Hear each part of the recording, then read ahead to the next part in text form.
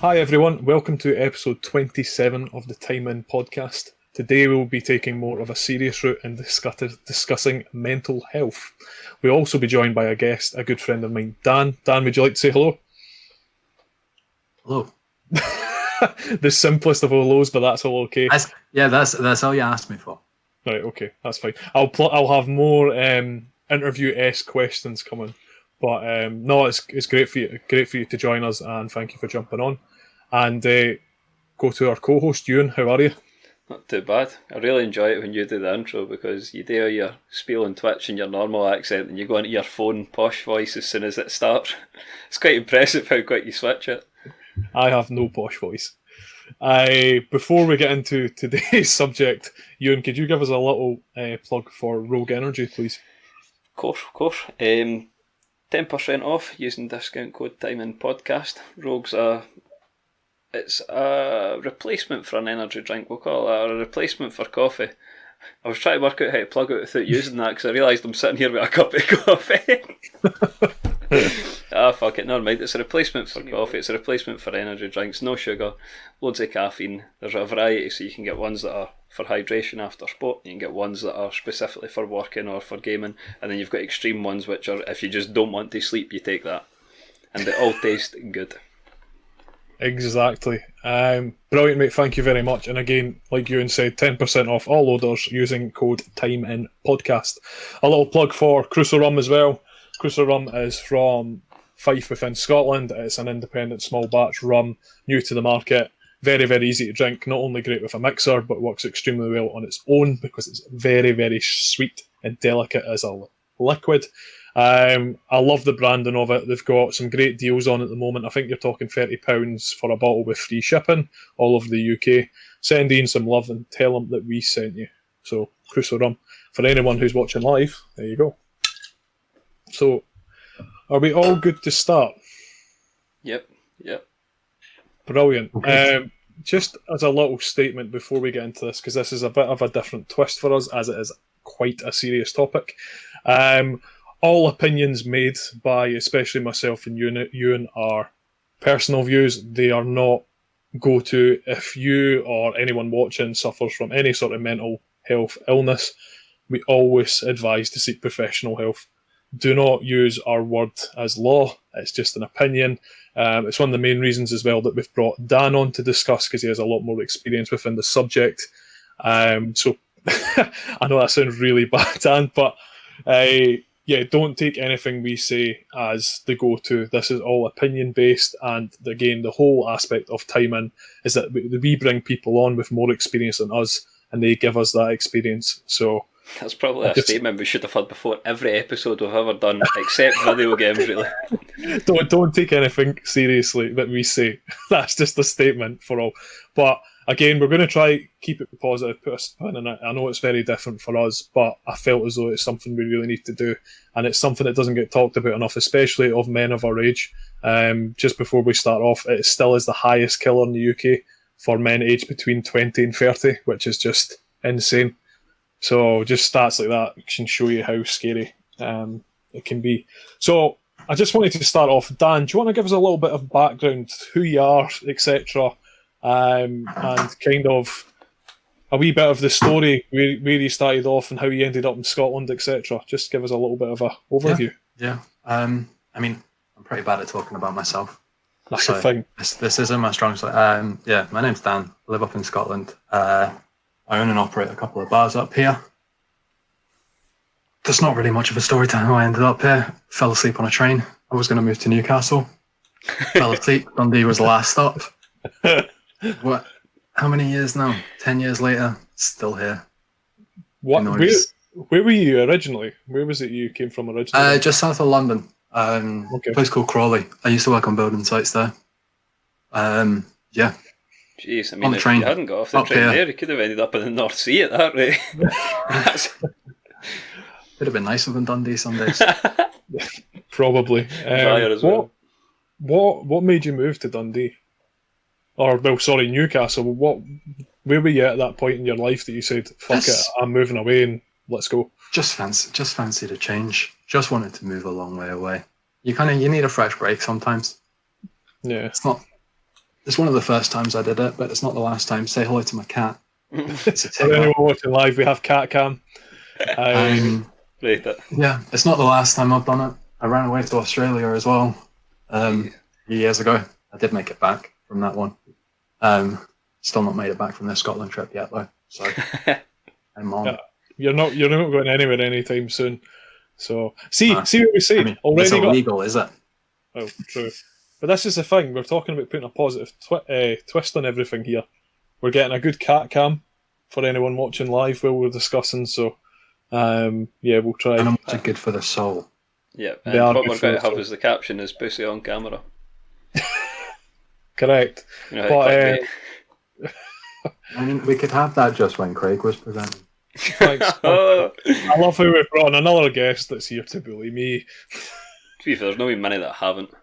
No, that's true. I thought Even Philippa once- was going to get right through the episode. It was a fid one, Dan. We got right to the end. She made a fat joke about 10 minutes to go. I was so delighted.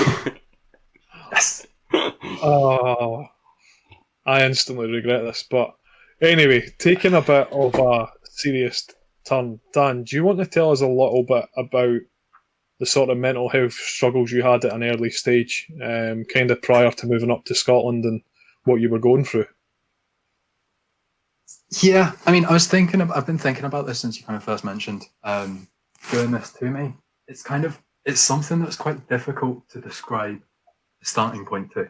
And I'm not sure if that's just for me or for everyone, but sometimes you just don't recognize where it began. There's no big moment in your life that hits you and you're like, okay, now I'm depressed. Yeah. A lot of it is just a slow build up of anything. You really want to be my friend, huh? You want to make sure. He wants to make sure I don't get sad when I'm talking about this. Right. Okay. For me, it was just a build up of everything going on in my life. And I will admit some of that stuff even would be no reason to be particularly sad or depressed, but that was just the effect it had on me at the time. And then it grows and grows on you, and it puts you into a state of mind that, bastard, that you can't get out of. And it's dark, it's lonely, you don't really know what to do. For me, that started from when I was 11, I think, was the kind of first time I was in touch with doctors and hospitals about depression. It's really going for my own now. And yeah, I mean, from there, turned to drinking as a crutch. And I didn't really stop drinking until, bam, 2 years ago, last Monday.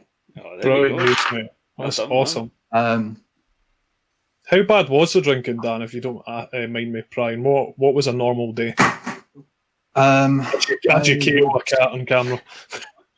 I used to drink 80 units a day on a working day. Okay. Jeez. So that's more than 3 bottles of whiskey a day, and that's when I was working.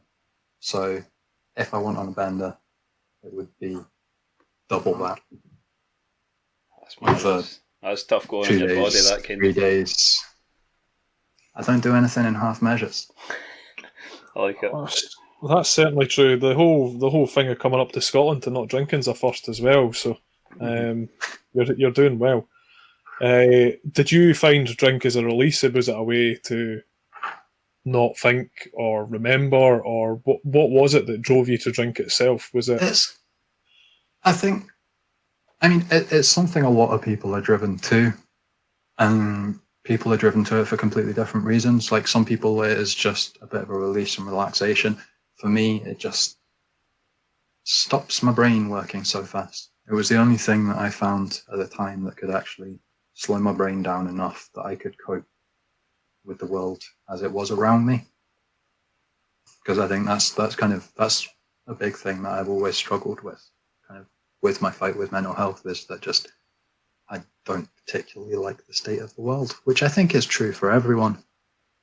But I think combination of everything else and my position mentally was I was completely unable to deal with that.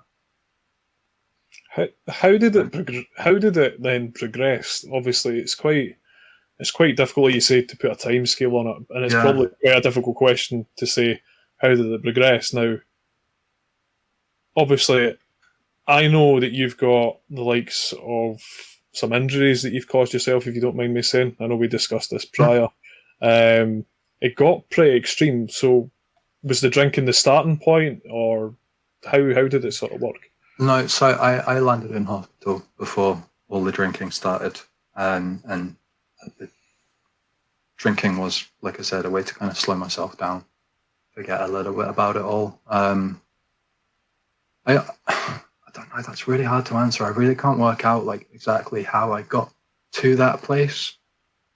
I remember being in that place, and once you're there, it's like falling down a well. You're stuck, and it's impossible to get out of. It's impossible to get out of on your own. It's impossible for someone to stand and say, like, I'm here if you need to talk. Like, if you talk about the well example, that's like standing at the top of the well, yelling down, like, it's all right, I'm here. It's not much good when you're down the bottom of a well. And that's not a slight against anyone offering to help anyone. And that's not me saying that you should stop offering to help anyone. It's just that sometimes it needs recognized that it's not that easy. I think that's one of the best analogies I've ever heard for it, the well analogy, and then the way you described it before, explaining you don't know how you got there, but it was sort of cumulative. I think everyone probably experiences it slightly differently, but then that sort of end point where it all culminates and that feeling sort of similar. Definitely. Dan, I think your dog's getting involved. No, that was my cat. He just wanted to. Oh, right, okay. He's had enough of my shape pattern, and now he's gone. Start a podcast, mate, then people are forced to your shite bar. That's the way I went around it. But, is that why you done this? That's why I done it. But yeah, the analogy of the well is really, really powerful. I've never looked at it like that. Now, I have very little experience, and that's why obviously I asked you to come on and kind of speak to you and I, and it's a difficult question to ask, but what does it feel like, or does it just feel nothing when you're at the point that you can physically cause harm to yourself? Now, again, I'm not going to show any imagery or anything like that. You've shared it with me in the past. Some of the actual scars you've created on your body are pretty extreme. Well, we'll make this easier. So the main one that you're probably talking about, I don't know how to show this. I'm going to have to swing my camera around to try and get an angle on that. Oh, jeez. So that's a big one. So that's straight down. How did you do that, Dan? That was with a kitchen. Jesus. Like I said, I don't do anything in half measures. Was it? That's almost the size of your forearm. Yeah, no. So that was the entire. I don't actually remember doing that. Was that under the influence of alcohol, or? Yeah, a lot of drink, but I think part of it is to do with like emotionally suppressing it, because like I've tried to work it out and I can't track down time for like a full day and a half before it even happening. Really? Kind of even from people I've spoken to that said like, say like a day and a half before, I wasn't in the headspace where it seemed I would be doing anything like that, and then that I just remember waking up in the hospital with police there and my arm all wrapped up and not able to do anything. Tried to find my phone. It's in a bag of clothes that had been cut off me because they were soaked in blood. Jeez. Aye, got a fake artery though. You got a fake artery? How does that work? Fake artery running through my arm because I did that much damage to it. They couldn't repair it. Jeez, man. Jeez, that's quite extreme. I never realised that the damage could be that bad. I mean, that's quite severe surgery. You would have needed to get that in. That's intricate as well. I've had surgery on it 3 times now. Jeez. I mean, so we're quite good for comparing injuries, Craig, because we always talk about like broken bones and different cuts and stuff we've had through stupid things or sports or whatever. But if you need 3 surgeries and 1 injury, that's about as severe as it gets. Yeah, I think it's still a stupid injury, though, is it? Oh, I mean, we've all had stupid injuries. I broke a collarbone falling up a hill once. Who the fuck does that? we'll continue. Yeah, the reason why we're going into this detail is not to scare people or freak them out, but it's to give an idea of how bad it was for Dan, and where he's came from there, because it shows you, even in your darkest mindsets, obviously, Dan, I hope you don't mind me saying, you were obviously trying to end your life with an injury like that. Yeah. When you get to that point, it shows you that there is an ability to come back, which you have done. Obviously, you're never going to be healed. Mental health isn't something that you cure. But I strongly think that, again, everything that we're talking about is personal opinion. It's not the law, shall we say. But one thing I wanted to touch on, I'm going to start with you, and first of all, is kind of, what's your thoughts on, obviously, the media focus towards men's mental health, especially now you see a lot of people talking about it. And this, I'm talking about this pre-COVID, so pretend COVID, lockdown and all that isn't a thing. Yeah. What's your sort of views on, like, there's a massive push for it, especially now in the UK, being aware of it, shall we say? Well, I think there was sort of a big wave of it, and it almost felt like it came all of a sudden. Like, for example, we were sitting in the pub one night, and you're just looking at the beer coasters, and they say, "Is one of your mates round the table? Look around the table. Is one of your mates missing?" Something like that. So, reach out to those who aren't coming out and stuff. We were talking. In fact, when myself and Bundy spoke about social media, we used this as an example. So the school that we went to, in the 6 years that we were there were 0 suicides. Now, we were essentially the last generation where social media wasn't really a big deal when you were at school. Whereas now, we'd argue it's probably a much bigger deal. The case we spoke about is that people were getting bullied when they left school. I mean, when you go home from school, that should be your safety. You're completely free of it. But people couldn't get away from it. And even deleting social media, people are making fake profiles of them and stuff. That's a lot of pressure when you're school age.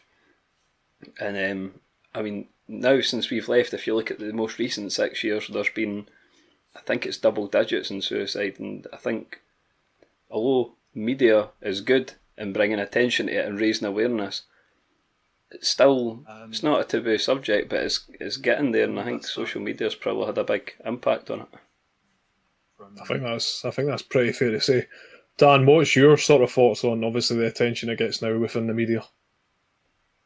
I mean, I guess the main thing you're probably talking about there is things like Mental Health Awareness Week, kind of Suicide Awareness Day and stuff like that. I'm massively 50-50 on it. Okay. Massively 50-50. I really struggle to make up my mind, because in some respects you can say that, oh, well, you shouldn't limit it to just talking about it for a week a day, anything like that. You can say that it's the kind of glorification of people talking about it and things like that. Like, something that I kind of struggled with back before I deleted social media was that people do look to you to speak out about things like that sometimes. And it is difficult to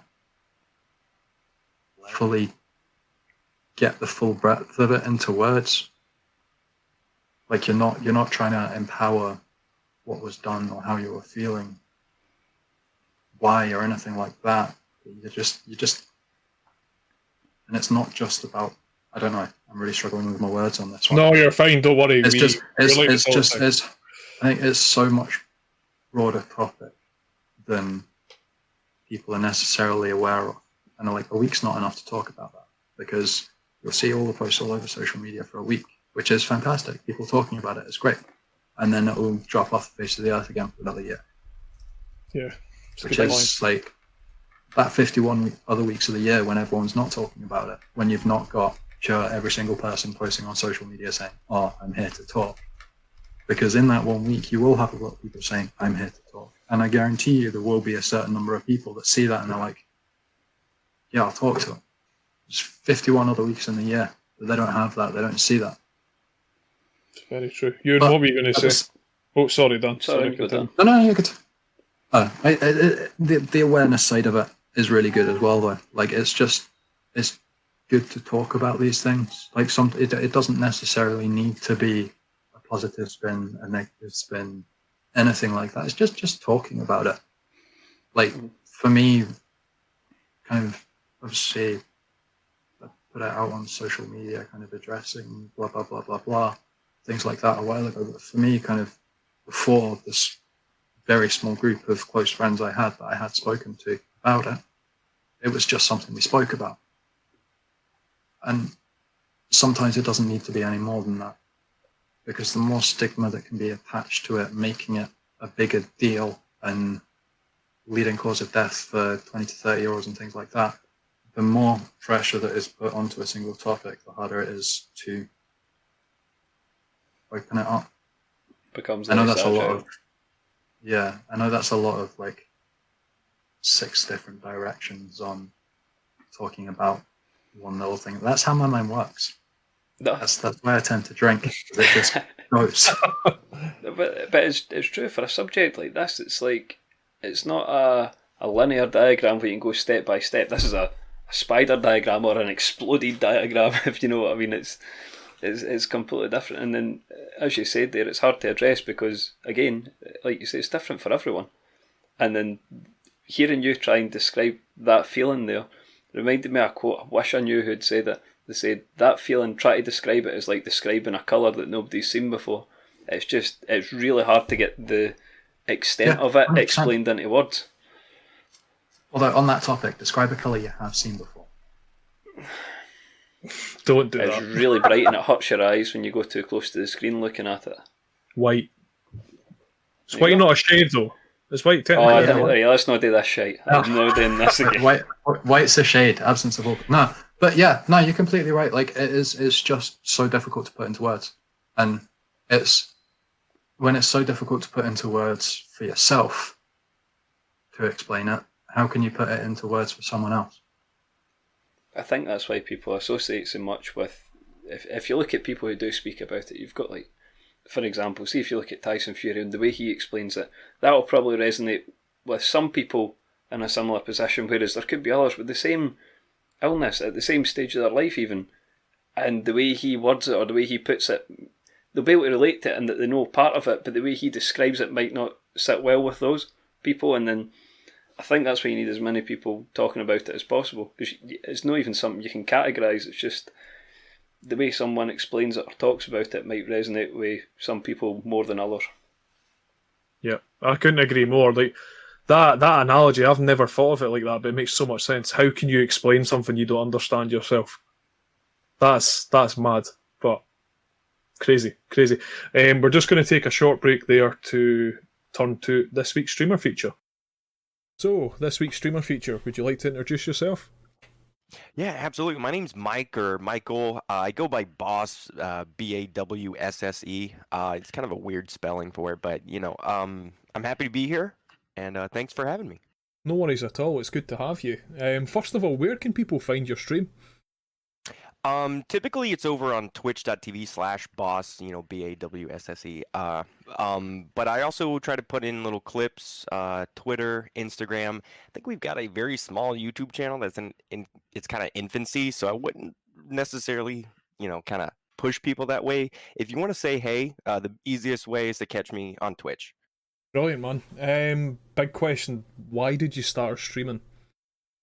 Well, a lot of different reasons. The biggest one and the easiest one to talk about, just kind of right off the top, is to not only make my day better, but also if I can touch somebody else's day and improve their day. That's what it's all about for me. And generally, we're always having a good time over on the channel, and my day is brightened, and I hope the viewers are as well. And that's kind of what we go for as a community challenge to keep each other, kind of cheerful. Yeah, one thing I was going to say, obviously I've been spending a bit of time in your streams over the last 2 weeks, and it's very positive. You're a very happy guy. Coming from someone like myself who can come across quite miserable, it's really positive. It's really positive vibes. It doesn't matter what time you tune in, you're always very upbeat, and their energy is very good within your chat as well. So I think you're doing that well. I appreciate it. In my opinion, if that's what I'm going to do, if that's what I'm streaming for, and it sincerely is, I don't want to do it if I'm not in that mood. You know what I mean? Yeah. If I can't help somebody feel better about their day, then I really shouldn't be kind of broadcasting, in my opinion. No, that's fair. It's good to have clear targets and morals that you're trying to hit. So that's really commendable. I hope you don't mind me calling you Mike. Mike, what do you play in your channel? So we focus on Escape from Tarkov, but that by no means is the main event every single day. We've been introducing a little bit more a few different games in the past few weeks. We did a few playthroughs of Exanima. We've got DayZ coming back. All really great games. We got Spelunky 2, a really big range, and I'm always kind of able to or I'm open to playing whatever people are wanting to kind of put me through is a good way of saying it. But I've played Tarkov for a long time, so that's just kind of a staple of, or at least like a cornerstone of the channel at this point. Yeah, it's funny. See, when I first watched you play Spelunky 2, I actually had no idea what it was, and now I feel as though I've seen so many streamers playing it. It's actually really entertaining to watch. It is, and let me tell you, if you love to watch people die, Tarkov, Spelunky 2, man, they're both fantastic over now. Yeah, definitely. So I was going to ask, could you tell us a bit about your sort of channel or maybe community goals that you're working towards? Yeah, of course. So as I touched on a little bit earlier, it's all about, improving people's day for me. So I don't want to say the more the merrier, but if the growth that we've seen in the channel over the past few months is just fantastic, and we've got more folks coming in, which I don't want to say makes it easier for me to have that same personality, that same cheerful kind of attitude to bring to the table, but it really does help. We've got some great personalities in the community, and they really improve my day. So I mean, it's kind of that you feed me, I feed you kind of cheer that we're bringing back to each other, that positivity that keeps on rolling and rolling. So the only goals that I have are being met every day, and like I said, that's just having a great time with the folks that we have in there. That's brilliant, man. It's great to have goals that you feel as though you're contributing, and like you said, if your main goal is obviously spreading that positivity, I can't commend you enough. I feel as though you're doing that already, so keep the hard work up, and I think you'll see the numbers increase on the back of that as well. I appreciate it. So this is the difficult question, may we say, on Streamer Feature, and it's, if you could have one famous person join your stream, they can be dead or alive, who would it be and why? So I've thought about this for a good bit this past week, and I'm going to go with Bob Ross. Bob Ross, okay. Yeah, of course. And in my opinion, I would love to just sit and have a conversation with him. And if you talk about the positivity, I that's a clear connection in my opinion with Bob Ross. And this is the artist that I'm talking about. That positivity brought by Mr. Ross would be such a welcome addition to the show. I don't know if having a conversation with him would be as enlightening as I would imagine, but even if it wasn't, I know that everybody would take a lot out of such a conversation with him. Hopefully he'd enjoy some of the jazz that we play on the channel as well.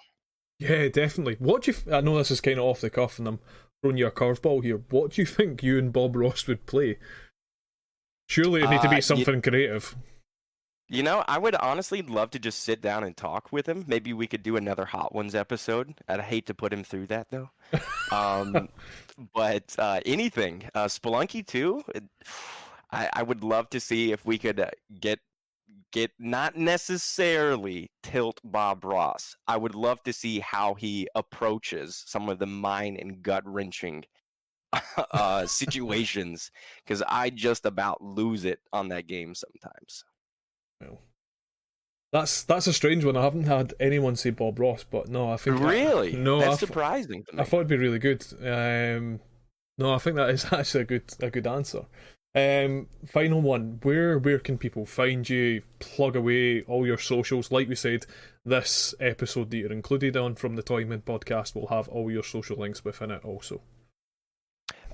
Like I said, the best place to find me is over at twitch.tv/BAWSSE. And then on Instagram and Twitter, I think it's just Bawsse TV, I want to say.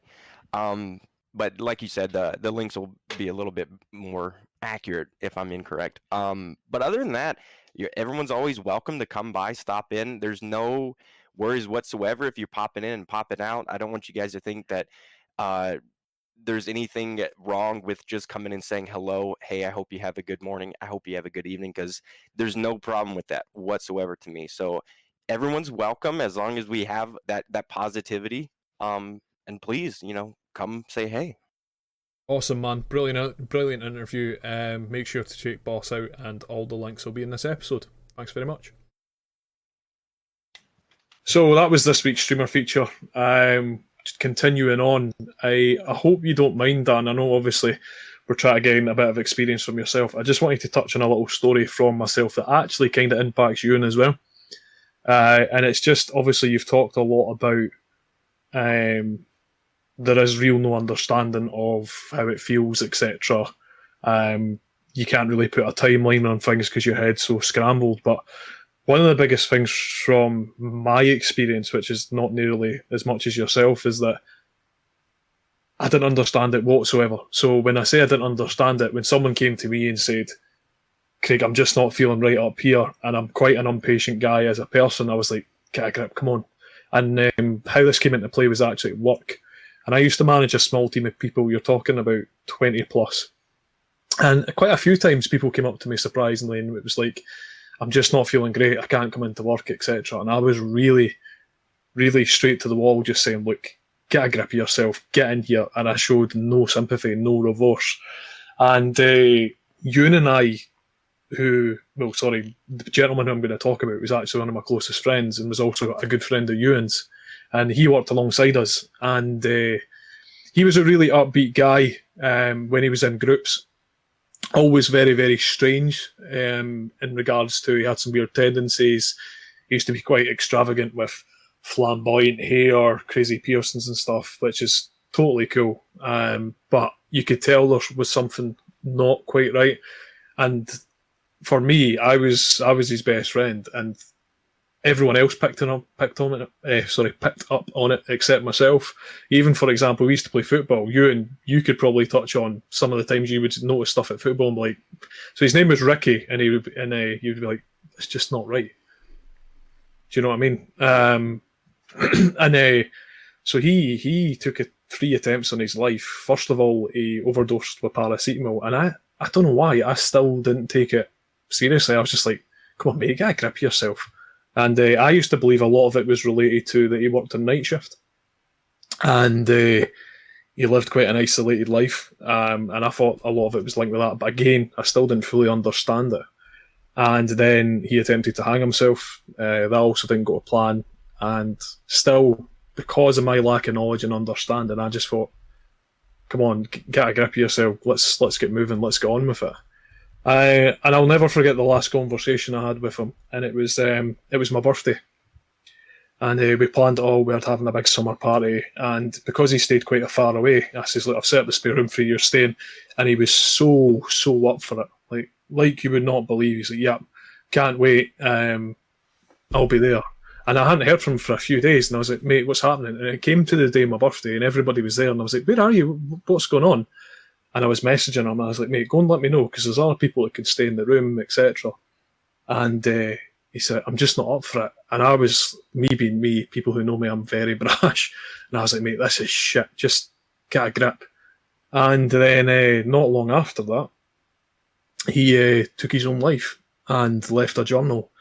And by Christ, I have never got a shock like that in my life. That's when I realised, holy shit, this is such a serious topic, and I am completely inexperienced and know nothing about it. And it hit me like a wall. Like, to talk about it now, even still, I find it so strange, which is why I brought yourself on, Dan, and kind of pushed for you and I to do something a bit more of a serious twist, because I still can't get my head around it. And it's crazy how much someone can give a perception as a person, and you think they're absolutely cool. Because we'd go out for beers and stuff, and he'd be the centre of attention. We'd go to football. What would he be like you? And he would be great laugh, wouldn't he? Banter with everyone. It was strangely, if you think about when you go to football and you just imagine everyone's having a laugh, just the lads taking the piss at each other, having a go at somebody because they constantly miss, or Craig because he's no the quickest to turn around, that sort of thing. Just the usual daft things. And he was always in joking about his nickname that he gave himself. What was that nickname, mate? It was Rimmer, Rick Rimmer. Rick Rimmer. It was funny, but he was just one of the guys, and everybody would have an off week or a quiet week, or maybe you just weren't up for it, you were knackered for work, that kind of thing. But you could tell he was having a bad day when it was a bad day, or he wouldn't turn up to football and stuff. That's when you knew it was bad. I wasn't as close as Craig. I knew obviously he was having a bit of a struggle, and it's tough to speak to people when they're in that state. You don't know what to say unless you're in their position, in their exact shoes. Yeah, the reason why I'm talking about this is that I was completely oblivious. As much as everybody's seen it around me, I had no idea. And when I got the phone call off another one of my good mates, I couldn't understand it. And one of the scariest things was, I sat down with his mum and he wrote a journal. And now I thought, Christ, this is going to be really, really dark. And when you actually read it, like, he talks about how he wanted a family and he wanted a normal life and he wanted kids and he wanted to wake up with people around him. And I was just like, and if you knew him as a person, you're just like, what? It's so surreal to know that someone in such a dark place can put on such a facade. And again, I've spoke to quite a few people about this now, but I still massively blame myself. Of course, it would have still happened. I totally believe that it would have still happened. I feel as though I could have delayed it, if I'm honest, because I think if I wasn't so naive, I could have actually spoke to him about it. And again, this is why I am no ambassador of mental health, right? But I am still now in a position that I feel as though people should speak about it, and speak about it honestly. Or you could be in the same situation as me, get a phone call that one of your best mates has took his life, and you've had no anticipation of it, even though he'd made 2 attempts previously, and I still couldn't get my head around it. It just shows you that it's kind of been such a taboo factor that people didn't want to talk about previously, and now it's all out there. But I just wanted to touch on that story. Sorry, I kind of overstepped what you were telling us, Dan, because No, it's all like there's some really important things raised in that. I think one of the things you were saying, well, a couple of things. First thing, most recent one, because I was going to go out of my head, would be what you were saying about facade. Is, again, I can't speak for everyone. Like, it's important to recognize that it's not necessarily always a facade. You're not necessarily always hiding something. Like, it is such a confusing headspace to be in at any given time. Like, again, it's so difficult to explain. But if you turn around to someone who has never felt, it's not even a want, it's an urge to end your own life. It's not. It's just an impossible concept to ever make anyone realize if they've never felt it themselves. That's badly worded.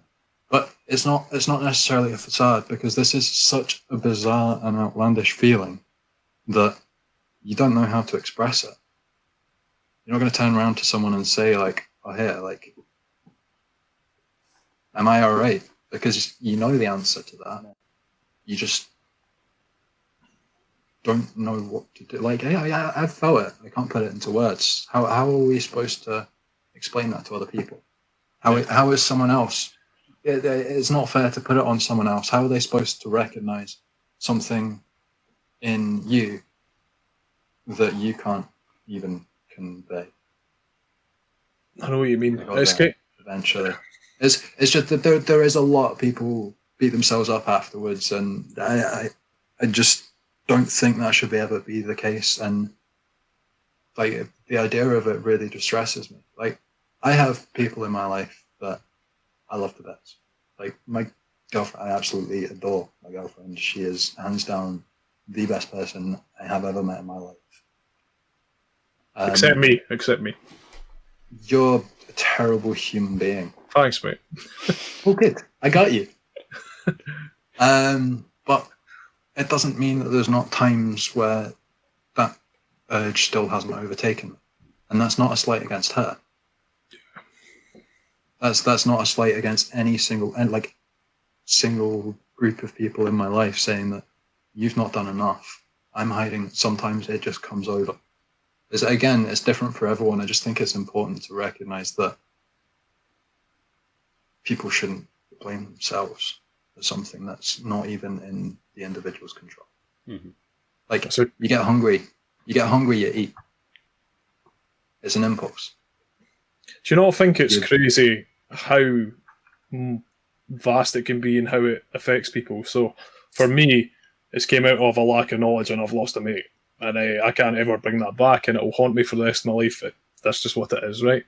But, for example, I know everyone here will have dealt with it. So I imagine you've been in scenarios, maybe not to the extent of trying to take your life, by Christ, I'm not trying to say that, but surely you've experienced times where you felt as though I just can't get my head out of the rut. I just don't feel me. You must have some sort of examples, or maybe a friend or something that you just feel as though just to kind of show how wide the reach can be.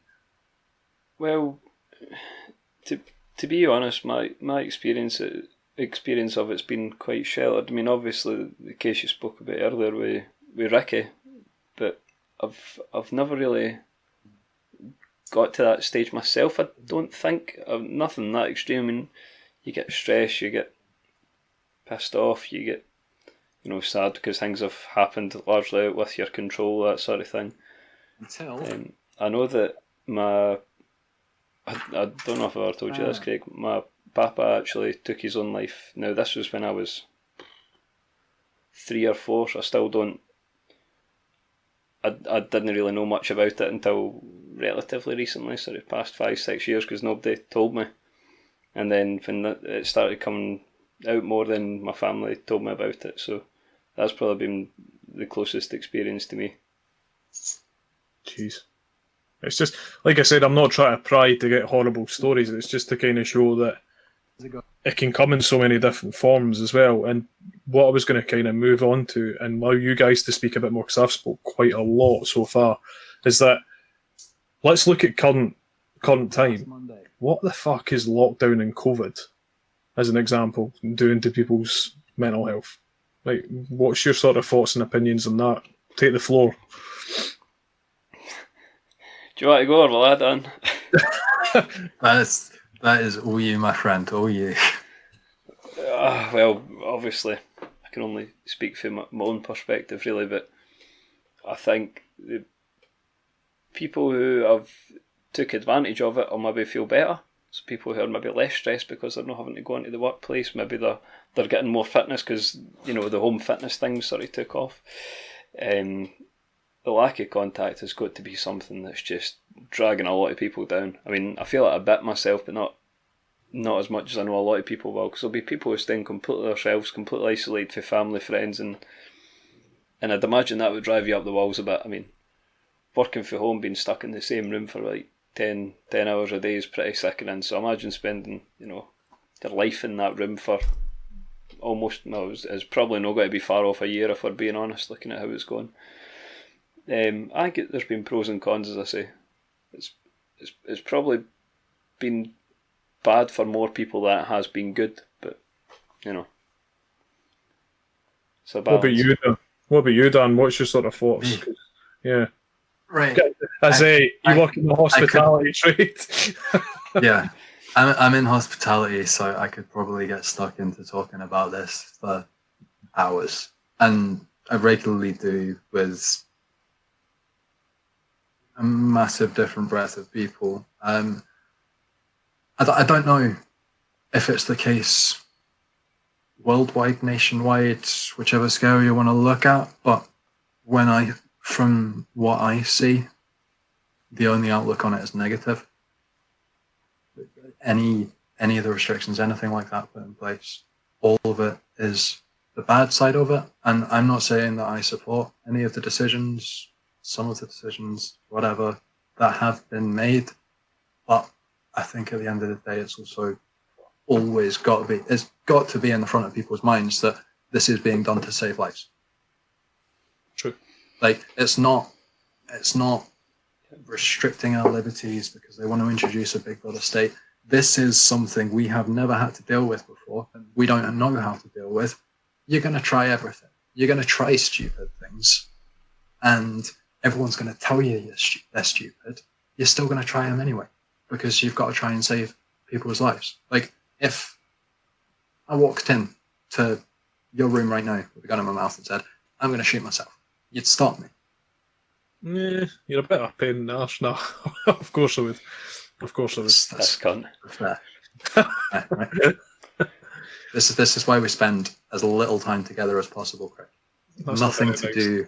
It's nothing to do with social distancing or any of those rules. You just don't like me. My advantage to avoid you. It's just because you're a fucking cunt. Thanks, boys. I'm glad. I mean, it's been just a video contact these days. And I just say, I think this should be a podcast, just an hour. Just bullying me. We could do that as an episode, like, easy. And I were abusing you. I reckon we could get fucking hundreds of guests. Make it like a regular 5-minute segment. Dial in, abuse Craig for 5 minutes. So let's just remove streamer feature and go. And now, every time someone makes Craig cry, you donate £5 to charity. Oh, that takes a lot to make me cry. Ooh. I'm a heartless bastard. You know, support that. Aye, it's never abuse. It's usually stuff to do with dogs, to be fair. Oh, I don't know. Danny Ogre. No, don't know.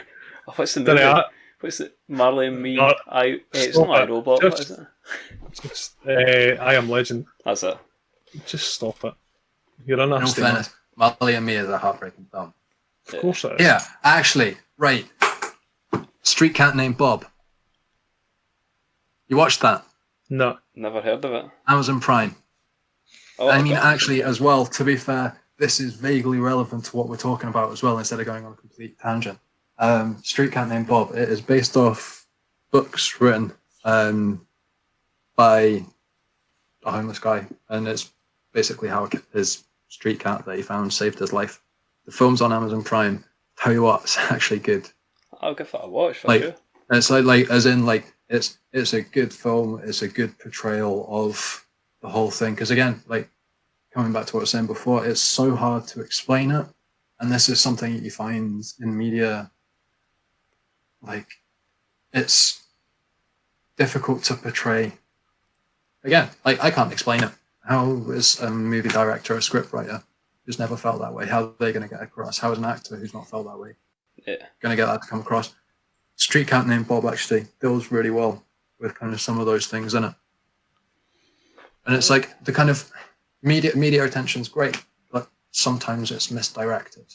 And it's just, I don't know how you make the judgment call as to what's misdirected and what's not, because it's different for different people. Like personally, 13 Reasons Why, I saw that on Netflix when it came out, so I was like, that's an important issue, like I'll watch it. I despised it, but that's my view on it. Some people may have found that really useful. So the more stuff that's out there, then the more likely it is to reach a range of people, I suppose. So something will resonate with someone. Yeah. And that's the awareness thing that I keep saying, is that it's something will resonate with someone. And if it takes 200,000 people spouting absolute shit so that one person doesn't kill themselves, worth it. Worth it. Agreed. 100%. Now, as I've depressed all of our listeners and myself, but I knew this was going to happen, as it's a very dark and not very nice subject, I want to put a positive twist in it. Now, I know I've kind of probed Dan a little bit about how serious his depression got and his mental health, how serious the drinking got, etc. But I wanted to talk about the redemption. Now, again, I made a point at the start, and I think you guys would maybe agree that you can never heal from something like that fully. Like, that's something that will stick with you the rest of your life, Dan. Is that probably fair to say? Yeah, no, I completely. It's even if I reach a point where I never feel that way again, or even a shade of that feeling again, it's going to always hang over me. But it's part of who I am. It's made me the person I am. And same way that if you learn a lot in a shitty job that you hated and left and got a really good job, in some respects you would be grateful to that shitty job because it got you there. I try and view it the same way with my mental health. That it got me where I am today. It's a good way to look at it.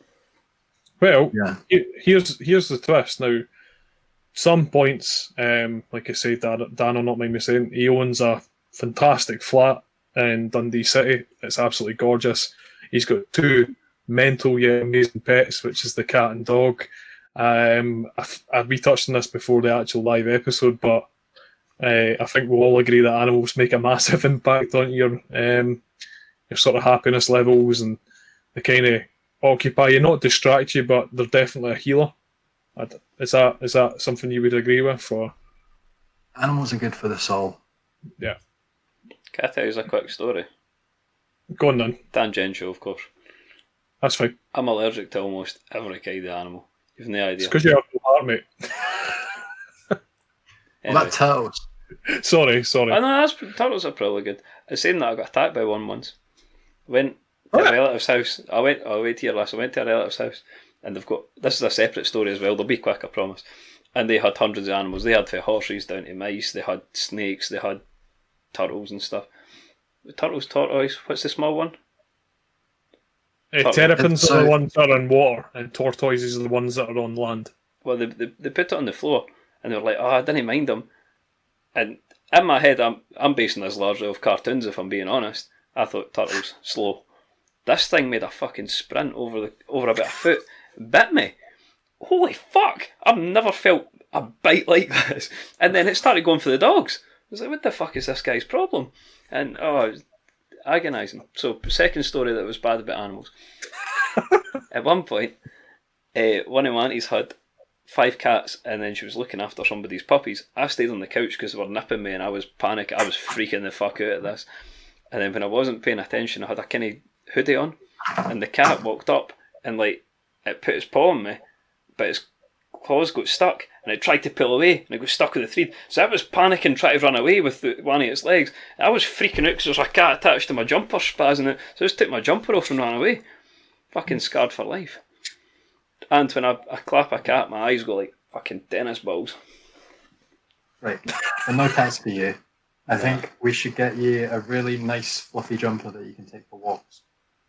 That'd be, well, my girlfriend's always had dogs, and she's pushing to get one, and I'm not for it. And then I've got useless friends like Bundy. He says, "Kim, what kind of dog you should get? You should get this." No, Fuck off, Bundy.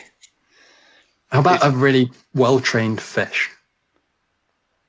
I could do tricks. I like fish. Yeah, I I think people underestimate just how intelligent animals can be. Like, see, before we got a dog, or basically during lockdown, I think same as a lot of people, I had a fair chunk of free time on my hands, so I trained my cat.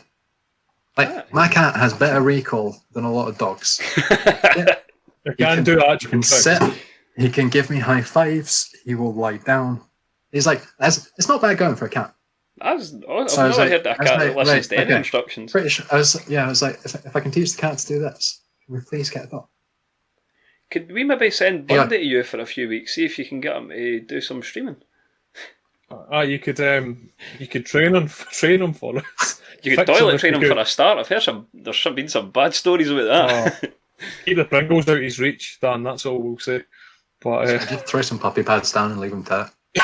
Just leave him in a corner. You sit there. You may have a point. Oh dear. But no, I was just obviously touching on like animals. You've got a lovely partner. You've been a business owner of 2 separate properties. You've run 2 successful bars in Dundee. One of the top rated cocktail bars in Dundee. Recently started a new adventure just prior to the whole pandemic. You're also studying to be an accountant, is that right? Yeah. I study accounting and finance at university on the side. Well, that's on the side. Fuck. Nah, he does that whilst owning 2 businesses, which is beyond me. But the reason why I'm touching on this is not just to big up ego or anything, but it's to show you that I got Dan to say how dark and low he got to. But at that time, if I turned around to you and said, do you know you're going to be partly owner of 2 businesses, you're going to have a flat in a city in Scotland, you're going to have a dog, a cat, you're going to be in a healthy relationship, you would just look at me and be like, aye, right. And I just wanted to show that contrast, that you can be in such a bad place, but you can obviously again, you cannot fix it. That's not what I'm saying. But you can get to a point where you can still improve in your life. And what I wanted to go into is that it is a redemption story for you. You've obviously made attempts in your life. You've obviously drank quite substantial amounts in the past. You've been sober for 2 years, which is fantastic. Is there any... Now, these aren't fixes for everyone, but I just wanted to get your sort of views on anything, any adjustments you made, any routines that you made to kind of put yourself in a better mindset. Do you have any sort of evidence of that? Obviously, get animals is an obvious one, but Yeah. Like you said, I think it's hard because there is no one quick fix. And then I think that's what a lot of people struggle with sometimes, is that the fix doesn't exist. It's not something that just one day you will find something and you'll be better. It's work every single day. For me, it was finding a point eventually where there were things in my life that were worth putting the work in for. That I could envisage a future where how I felt wasn't the way I felt. I don't know. So I don't know. Easiest example with this is going to be my drink, because it's a very stop-start. It's a physical thing that's there. I stopped drinking. People ask me, how do I stop drinking? I want to cut down my drinking. How did you do it? You did this. It's like, you know what? I stopped drinking because I ended up in hospital. Because I had a seizure, because I tried not to drink. And I was in hospital, and I came off it, and I came out of hospital, and I felt terrible. And I spent 2-3 weeks, maybe slept 2 hours a week, and I spent that entire amount of time bouncing off walls, going absolutely out of my mind, crazy. Well, like that, and that's just the headspace side of it. On top of that, you've got your shakes, sweats, like all that, and then I was also still going to work in the bar. So I was like, ever see a video of a grumpy barman? I can never seen a barman grumpier than I was then.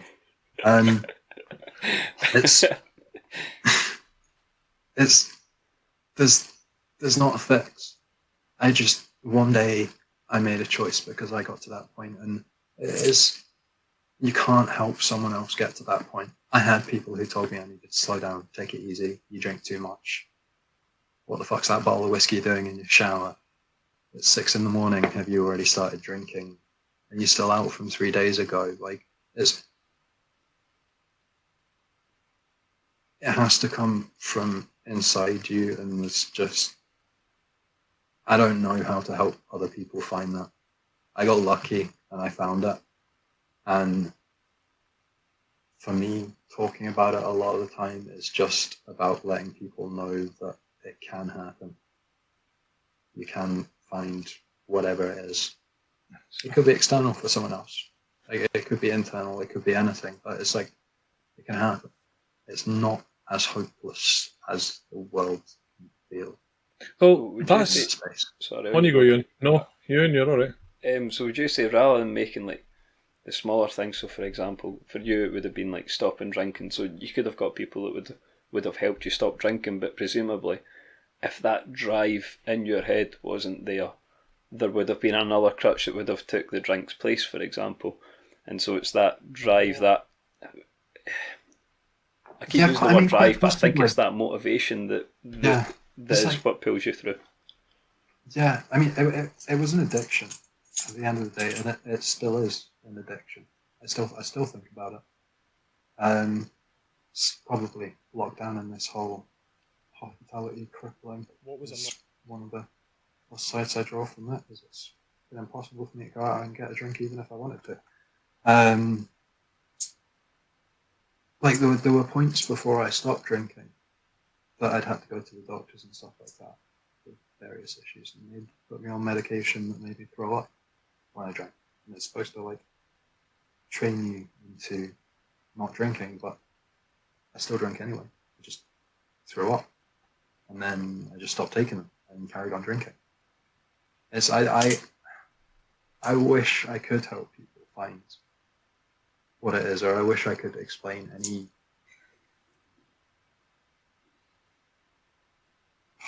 I don't know what I'm trying to say.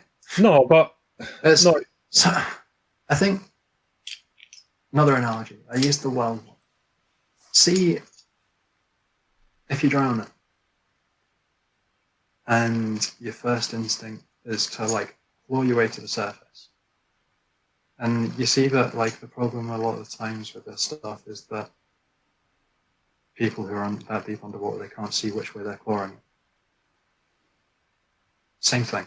It can be the same thing. Like, you don't know which direction you're going. You think something might be helping you, might be making you further away. It's not until you can stop and see the air bubbles rising to the top that you can actually find your way out. And with my drinking, for me, landing in hospital was that stop. I think you hit the nail on the head of that analogy there as well. I mean, This is that's why one we of the brought most you on. powerful things you can get for it, an analogy, because it's sort of universal in that sense.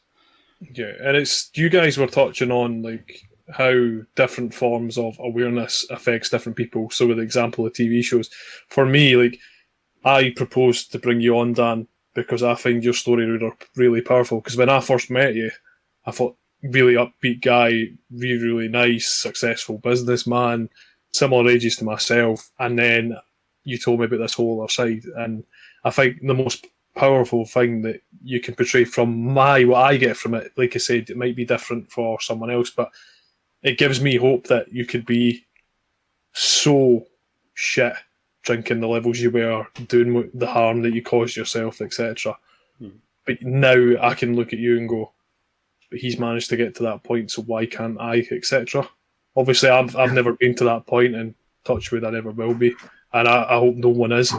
But I think as much as this has been quite dark, serious, a lot of real heavy issues talking about it, there's a real redemption story in there. As much as, again, I'll touch on, we're not saying someone like yourself is fixed, but you've got yourself to a point now which is really commendable. I think Ewan would agree with me. The fact that you've managed to get to the point you are now from where you were is insane, and that's why I wanted you to come on and obviously tell your story, let our listeners hear it, and obviously let Ewan get some point across as well, and some input, because it's, for me, it's insane, and I take my hat off to you. For anyone who's been in that scenario and has done what you've done since then, is mad, mate, and it's much. I've got so much respect for you for it, and I just stop it. This is the only time I'm ever going to be nice to you, but stop it. It just, do you know what? It's really nice, and it just really upsets me that, again, this is on a personal side, that I didn't have more of an understanding at the time, which obviously impacted me. And you talked about the drinking; it had to get to the stage of you were in hospital for you to stop drinking. It's like me; I couldn't take this sort of discussion and topic seriously until I lost my best friend. It's just mad, man. But Ewan, do you want to interject before I fucking depress us even further? No, I wanted to say... you're about to start crying, which means £5 to charity, Craig. Piss off. No, you have to insult him first, remember. Bite me. You have to insult him first. I don't know what Craig said. I mean, Dan might be one of the most successful guys I've met in terms of his businesses and stuff. I mean, that's incredible too. Successful bars in a big city, to be fair. And to add to that as well, I mean, I obviously haven't reached the depths that Dan has, or that Ricky did, but just simple things that I don't feel like I'm in my best shape unless I've had the right amount of sleep, which for me is 8 hours minimum. If I get down to 7 hours, it builds up over the week and I start feeling shit. I have to get out. I have to do some kind of exercise every day, or I just feel, it's weird, I feel tired if I don't do it. Yeah. Whereas if I do it, I feel like I've got a burst of energy and I'm fine after that. And one thing that me and Bundy agreed on, it was two things that he spoke to me about in the past. He went, "Have you ever tried this? Does it make a difference?" And vice versa. you know how you get a blue light filter on your phone? Try and have that on before I go to sleep and when I get up in the morning, so it's. I've started doing this, mate. Since I heard that discussion between the two of you, I've tried it and it's scary. That It's and scary how much it affects you. no social media an hour before bed and an hour when you wake up.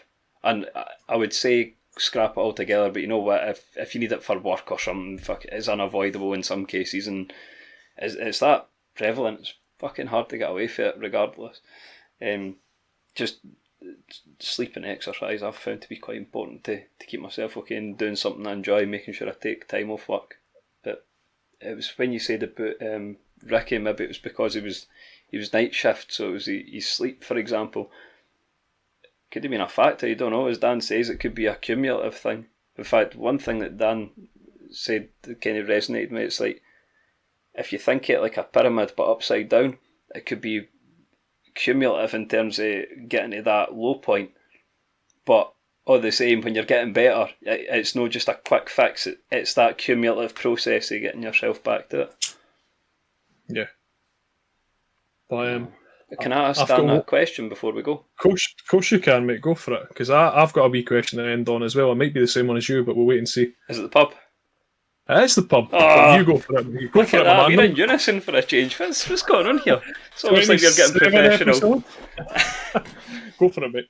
Okay, Dan, if you could go to a night out at a pub and you could invite 3 guests, whether they were dead or alive, for any period in time, who would they be?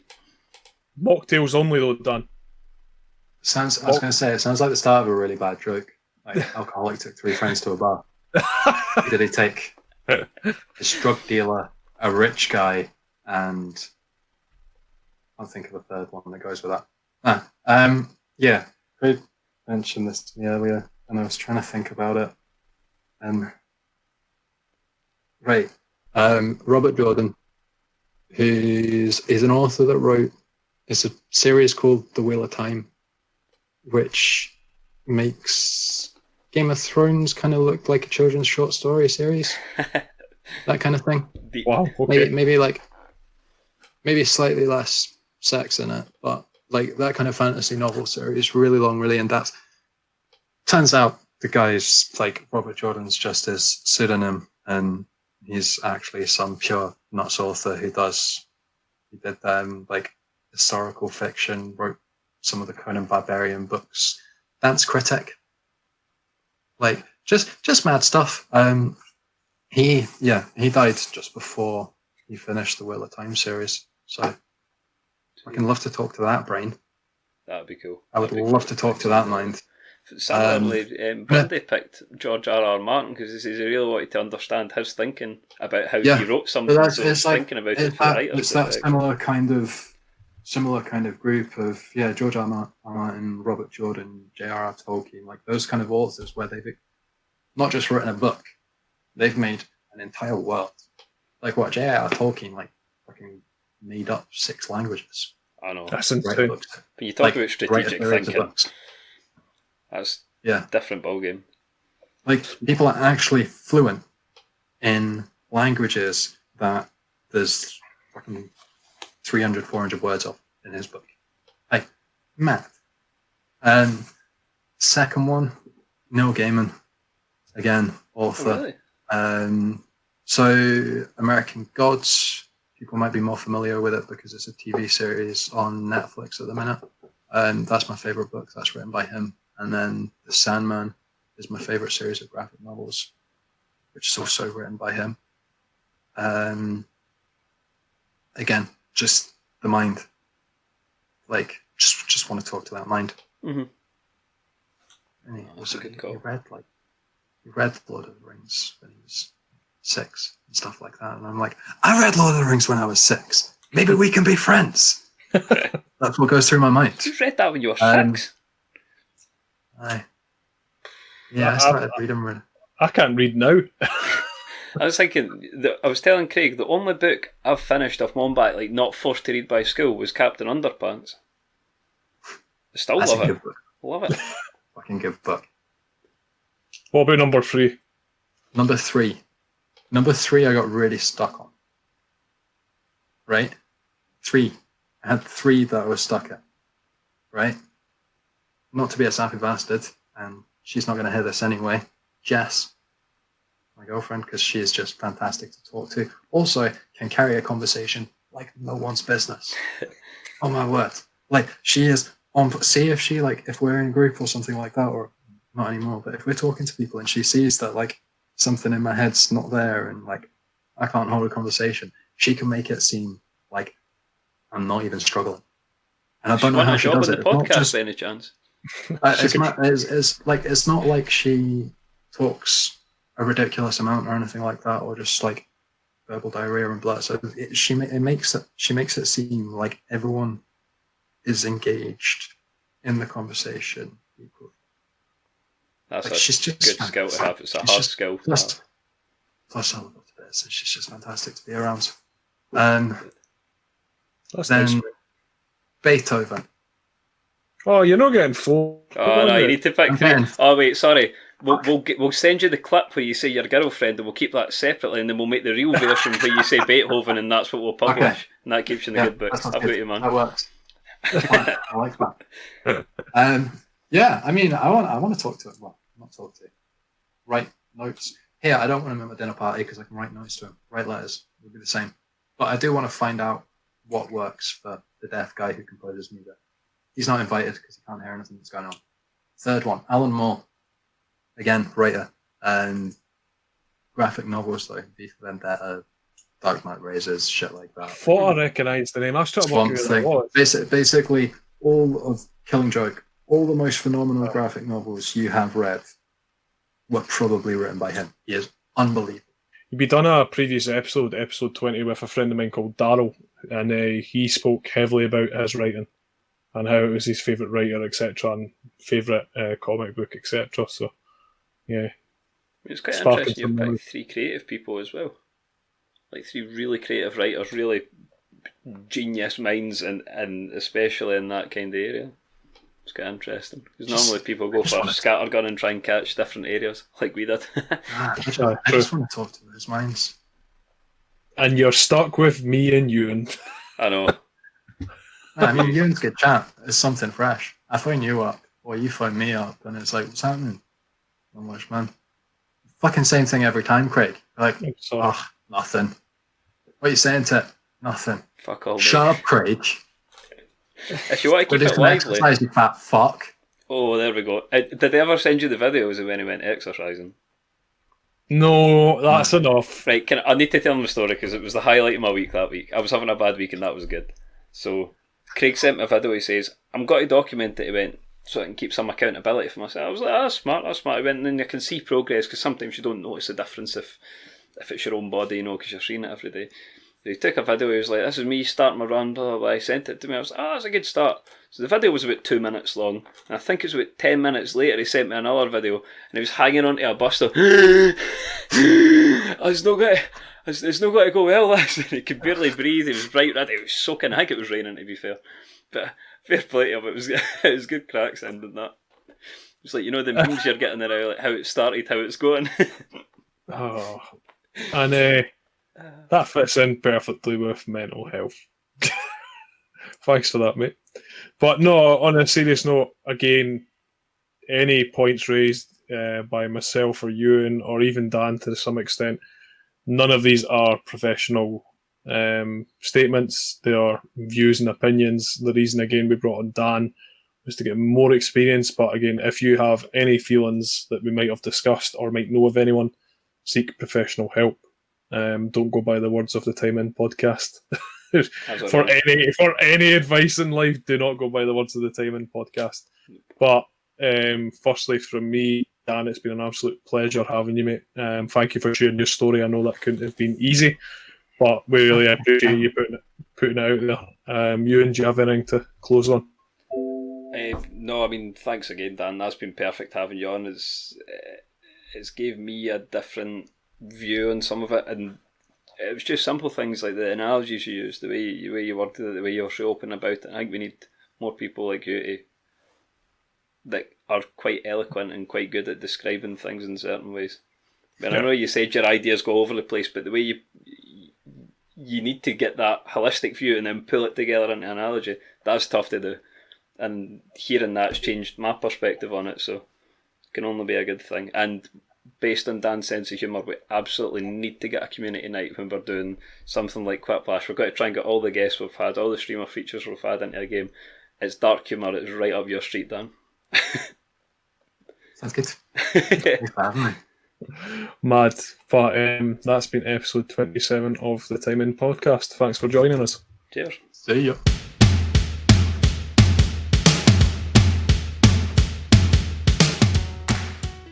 Now you got... Oh, Dan? He's just left. He was just like, "Hey, that's me, I'm out, man." Peace out, fuckers, that'll do.